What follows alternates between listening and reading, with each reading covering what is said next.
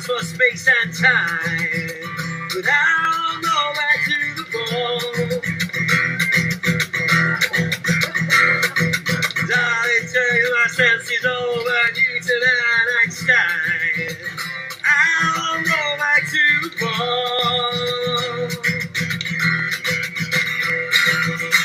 I can't believe we believe that shit. 'Cause when you take a step back and look at it, everything they show us is CGI. Gotta ask yourself, why?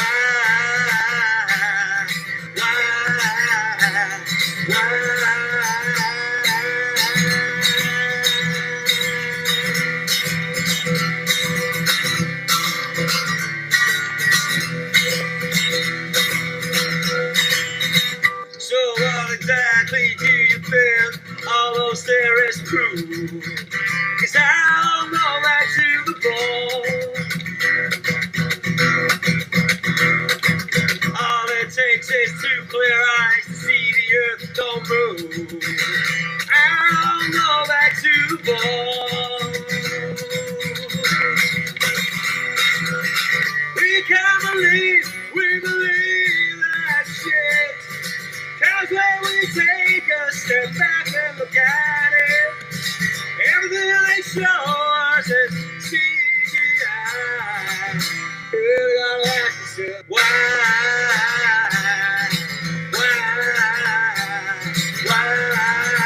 don't they just take a photograph? John, maybe you can start by telling us how you got into this crazy world of flat Earth.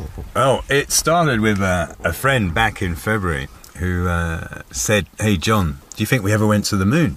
And I said, "Mate, I can't remember his name." I said, "Mate, I really don't know. But I tell you what, I'm going to have a look." And when I was looking down into that area, I discovered, of course, we'd never been to the moon. Right. So had you never looked into it before that? I'd actually gone looking for aliens on the moon before, thinking, what's these weird things, spaceships, sown the seed where I believed that the world was spinning uncontrollably through space, before that. So, I did very quickly discovered that movie, Funny Thing Happened on the Way to the Moon. Opens it up. But within that area, I found the feed, the link to Flat Earth. And being a curious, interested type of person, I went looking into that world and very quickly, just like a snap decision, I absolutely knew it was, buildings should be falling backwards. I mean, I go hiking a lot. I go outdoors a lot. I've got a decent set of binoculars, 7 times optics. I take photographs. I've been on the top of, I live in London, and south of there is a building called Leaf Hill, and it's a tower, and it goes up to I think 1,000 feet. They put the tower, it was to make it 1,000 feet, and there's a telescope at the top. I don't know, it's about 30 plus miles away from London, and you can see the whole skyline of London, all the buildings right down to the bottom, the whole Shard and everything. And I took a photograph with my iPhone just on the end of that, and all those buildings are upright. Nothing's falling over, so instantly sunk in. And the only defence you hear against that is, they're too big. Yeah, it doesn't add up. I mean, it's very easy to understand 8 inches per mile squared, and so many people. It's just my girlfriend. She won't go there.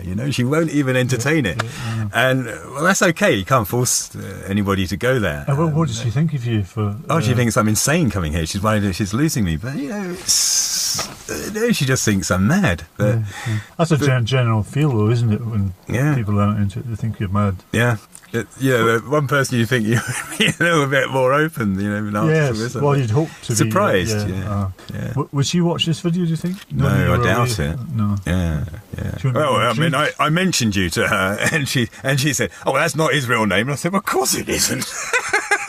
So, I mean, she just doesn't want to even begin the entertainment of the possibility it could be flat. I mean, I've said, I've queued up videos you should watch. She comes over and we have a meal. Do you want to watch a flat Earth video? No.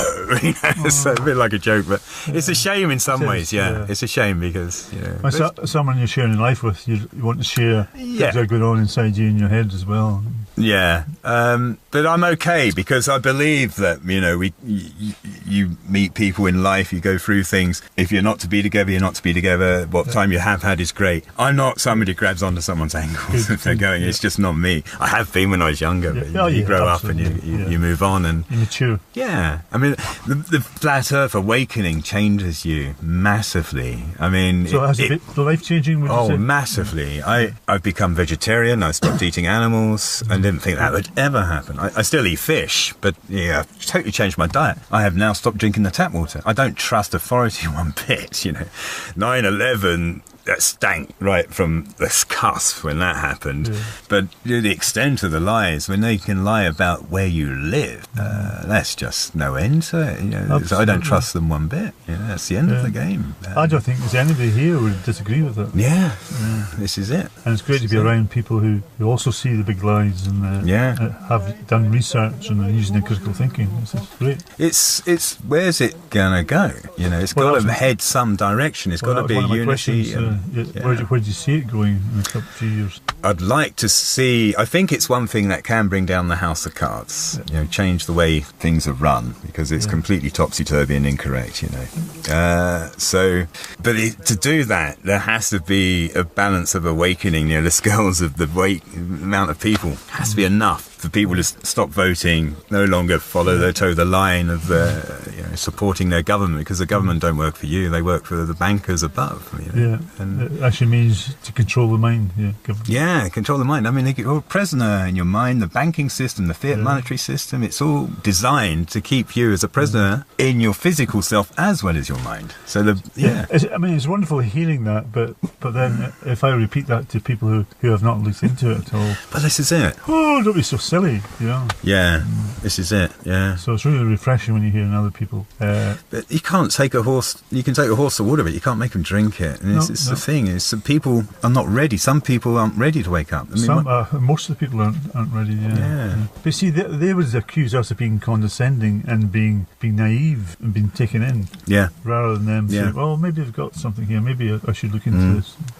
But you'll be dismissed as some crazy person. I did learn that you've got to do a lot of groundwork before you start talking to people. You can't just get excited, which I was excited. You know, it's a whole world of emotions at the beginning in the first few weeks of this journey. You want to tell everyone. You do. You want to blah, but you don't know enough to support what you're finding out. You yourself got to do tremendous hours of work. You know, I would say even hundreds of hours of work. Yeah, absolutely. But I don't think there's any harm in asking somebody just a question. Yeah, I'm unsure about this. What do you think? But I like to have answers. So I had to learn. I didn't know the full figures of the heliocentric model. I didn't know all that. So I needed to learn that to know it and understand and go, And so that was fantastic to sort of first go back to school. You feel like back to school. And I was just talking to others, asking, well, why did you not go into detail at school? Because the heliocentric model is not taught in detail. Yeah. So I'm thinking, is that because it might raise too much inquisitiveness in us and questions about, well, how can this happen? How could this? I reckon. Yeah, because I hardly learned anything about it at school. In fact, I didn't know we were spinning at 1,000 miles an hour until I started researching. No. Or 93 billion miles away from the sun. Travelling at 67,000 miles an hour around the sun. Okay, I believe you. Yeah, but the other thing is quite recent for me, is that when you've got solar noon, say in July, 6 months later, you're halfway around the sun the other side, and you get a leap year once every 4 years, so you're only going to rotate slightly by a quarter, or an eighth of the. So it'll be almost midnight when it's meant to be solar noon on the other side 6 months later. These things slowly sink in bit by bit. You go, more and more ridiculous. And why didn't we not think about that earlier? You just don't. Yeah. And the gravity, of course, that's the biggest thing, isn't it? That's the biggest insult, isn't it? It is. I mean, you know what they did with Bin Laden? Well, what they claimed he'd done with Bin Laden. They say, we've got him in this box here and we shot him. We're going to bury him in the sea, but you don't have to see any of that. No, just believe us. No, it's all fake. Yeah. What you do see, you see Hillary Clinton, I don't know, Obama. They're sitting there in this room, looking surprised with a camera on them. You see that picture? Yeah, it all stinks. They're all actors. Yeah. But I equate that with the same as gravity. Don't ask for any evidence of gravity. Just believe it exists. This magical force that nobody can measure or or C. Yeah. It's obvious in its density. I mean, it's so ridiculously obvious. It's so simple. But then when I ask people on the street, then the first question, they get all quite smart and drop something to the ground. There, I don't want to be gravity. I've got a couple of friends who are very clever. Yeah, I mean, one of them is actually been to see Arthur C. Clarke before he died in Sri Lanka. He lived there, and talked about 2001 and all this sort of childhood end. I mean, and he's been to Cambridge. He's an incredibly intelligent mathematician. He rediscovered the Mandelbrot set, and I knew I had to be really quite learned in the flat Earth realm. I knew a lot of figures before I rang him up and said, "Hey Billy, let's go for lunch." And but as soon as I said, "Hey, the world's flat," his eyes rolled in his head. And you know what it is? He wouldn't have any of it, and he's saying, "But how come we see different star constellations in the southern hemisphere?" I said, "Because the stars are a lot closer than you've been told." And it's like, no. But it's very difficult for him to have it, and I realise it's because he's got a lot more invested to lose. And there was another friend who's an astrologer who's around. That's his part-time hobby, is astrology, as a teacher. And again, exactly the same. That'll be an interesting conversation.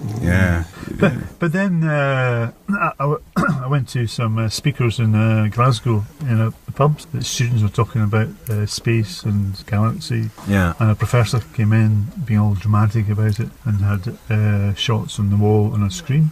But it was all just CGI stuff, and which they claimed it was. But there was no evidence what they're talking about light years away and planets. And I'm thinking, one word kept coming out: evidence. I mean, what are you talking about? You see the P900 zooming in on the luminaries, and they look like they're in liquid to me. They look like they're in liquid because they're changing shape, aren't they? They got that ripple effect. You remember, you lie in the bath and you have the light hit the water of the bath, and it's on the bottom of the bath. You see that? It to me, it looks very similar to that, but they all got a different frequency. It's still like reflections to me, I just think. Well, it's not something we can fully touch, but if you can have something with 83 times optics that zooms in and pulls it into a frame like that, it can't be. The nearest one they say is 4 light years away. That's 23.5 billion miles, a trillion miles away. Ain't happening. It's a bit like a fairy story, isn't it? Talking to children. Light years away, distant planets. The latest thing I saw was there's this guy called John Humanity, has a tube site, and his one, Isaac Newton was actually a girl, born as a girl. Not only are they taking the piss, they really rub it in your face. There's a lot of this transgender thing being going on. It's the biggest thing at the moment, isn't it? Yeah, it's weird, huh? I mean, you watching the TV, and I don't watch TV, but the movies, I do like to watch a movie online or whatever. It's a lot of, I didn't really pick up on it, but now you sort of, somebody's done investigations into it, and you look and you go, wow, a lot of people, But Isaac Newton, What's happening back then? I know a joke. I know a lot of women in Victorian eras, like authors and so forth, would use a male, pretend they're a male, just to get things published. Right. Because being a woman, you weren't seen as an equal then. That's true. But I wondered if they're just sort of employed. They use it to keep you a prisoner, don't they? You're sworn into secrecy at these higher levels. I mean, where Flat Earth takes you is just the beginning of all sorts of things. It's sort of towards the top of the rabbit hole, really. And you go further, and then it's. I would say there's only one step further where we came from. What's the bigger picture of everything? Well, that definitely takes you closer to it. It does give you another jigsaw puzzle to do, which is grand and big and wonderful. And this is what our work is here, isn't it? To understand and learn about everything. I think we keep pushing the questions out. Then maybe we might get to that place as well about where we came from. But hopefully so. I just can't see mainstream ever touching Flat Earth, because the whole, like you said, the whole system would collapse. And science and education, have to rewrite that, and the media, the government. It's too.